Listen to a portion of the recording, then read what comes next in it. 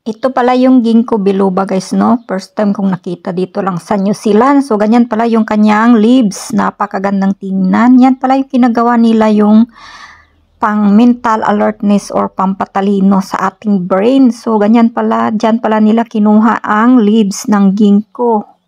So, ganito yung ginkgo Bolivia guys, no? Binidyuhan ko na kaagad. First time ko rin kasing makakita ng ganitong leaves. Napakaganda, napaka-attractive yung pagka-green niya. So, ganyan pala yung ginagawa nilang pang patalino. Yung ginagawa nilang tablets ba guys, na i-take mo para maging alert yung brain mo. So, ganyan yung kahoy.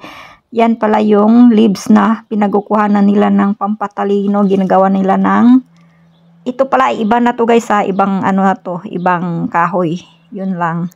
So, ito nga yung vitamins na para sa brain power focus. So, pampatalino pala itong ginkgo Bolivia guys, no? Ayan. So, dyan pala nila kinuha yung ginagawa nilang tablets or capsule para maging matalino.